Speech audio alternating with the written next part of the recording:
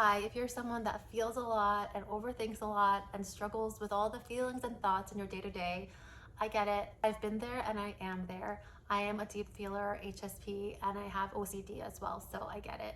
And I wanted to make this video because I've been doing something over the past year that has been so incredibly helpful. It's called ACT, Acceptance Commitment Therapy. And I found it to be so helpful, and I want to share about it because it's actually been so helpful and practical and doable in my day-to-day as a busy working mom of 3. And I was trying to memorize this whole script and it was delaying my progress in making the video because I can't memorize this all. So I have my laptop right here, so I'm going to reference my notes. Hopefully that's okay. Let me know what you think about that. So I am just going to go through it and share with you a key element of ACT, which is called the 6 core processes of ACT. And I'll go through them at a high level, and I'll put resources if you want to dive in more in my description below. Before we get started, I'm Diana, and I meet ever afters now for deep feelers who are done waiting for someday to reclaim their confidence, self-worth, creativity, and dreams. So ACT, what is it? It stands for Acceptance Commitment Therapy, and it's abbreviated ACT, and it's pronounced ACT, not ACT. ACT isn't about toxic positivity and thinking positive in all situations. ACT is a super practical therapeutic method that works on building your psychological flexibility. And that means the ability to handle big feelings and tough thoughts without abandoning your core values. So what does that mean? A lot of times when we're in stressful situations, we just want that stressfulness to go away, that anxiety to go away. So we might make choices that don't align with who we are. For example, let's say you get offered at work some spontaneous big project that will require you to work over the weekend, but on the weekend you have certain plans with your family.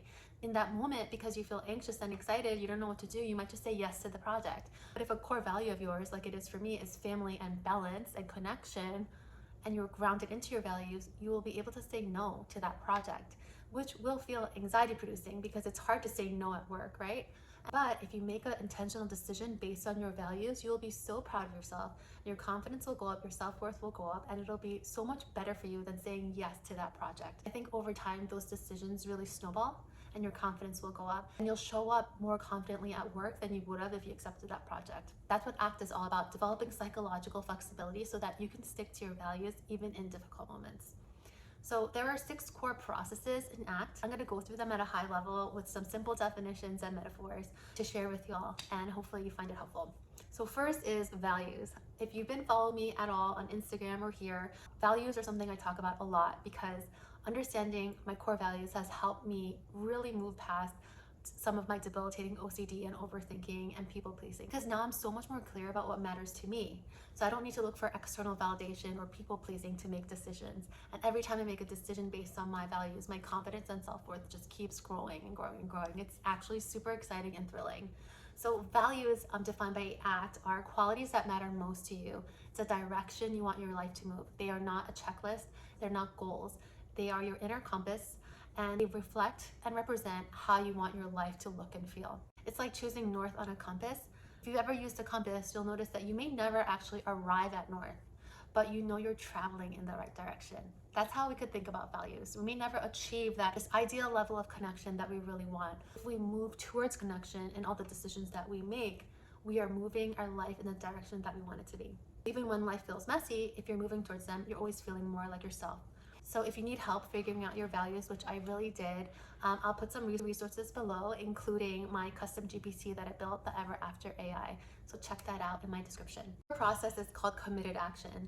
And what that means is taking small, consistent steps aligned with your values, even when life gets hard. So even if you're faced with that spontaneous decision, do I take this project or not? You're committed to taking action aligned with your values. And it will be difficult, and you may not see actions right away, but think about it like you're planting seeds. You're planting a seed, you might not see the plant right away, you might not see the blooms right away, but every time you plant a seed, you take a committed action based on your values, you're investing in your growth. So for example, if you value creativity, which I do, you could just spend time, like 5 minutes a day. I'm gonna doodle, I'm gonna free write, I'm gonna access my creativity and not consume for 5 minutes, and see what that does for you. The third core process is called acceptance. So that's all about making room for painful feelings and uncomfortable feelings instead of fighting them. Acceptance isn't about liking or approving what's going on. It's not saying I love feeling sad about the fact that, my kids are growing up so fast. It's not about that, which I'm really sad about. It's about dropping and letting go of the fight against it and just accepting it And if you think about a metaphor of a car and you're driving, you're accepting this difficult feeling as a passenger in the car instead of constantly trying to kick it out of your car while you're driving. So you're allowing it to be there. And when you allow it to be there, you understand it, you make room for it, because this feeling, it's not irrational. It makes sense that you feel sad. It makes sense that you have anxiety in some situations. So when you try to fight it, it's just this unnecessary energy that's being spent. But if you accept it as a passenger in your car, which is your life, I don't know if this metaphor is working, but it becomes a smoother ride.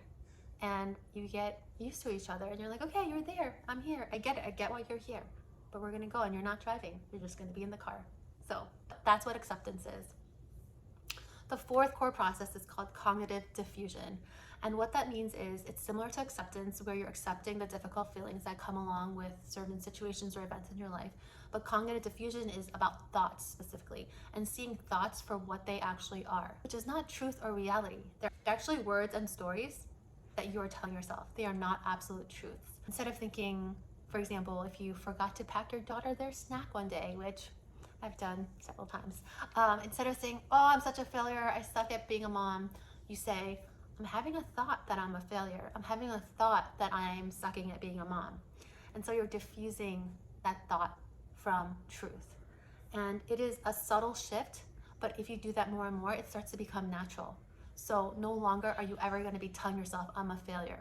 You're just going to say, I'm having a thought that I'm a failure. And it separates it. The fifth core process is called self as context. How they're all kind of related to each other. Self as context means the observing self, the part of you that notices these feelings and thoughts that I referenced in these previous core processes, and noticing that you aren't defined by them, but you are the context, the container for these thoughts and feelings. So just like the sky, if you're the sky and storms roll through, a storm rolls through, a rainbow rolls through, whatever it is, those are within the sky. But the sky is a larger container and context of those weather patterns, right?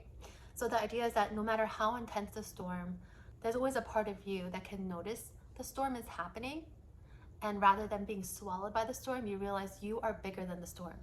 You are the context. And the sixth core process is present moment awareness. So paying attention with openness and curiosity to what's actually happening right now, instead of being swept away by your thoughts or feelings.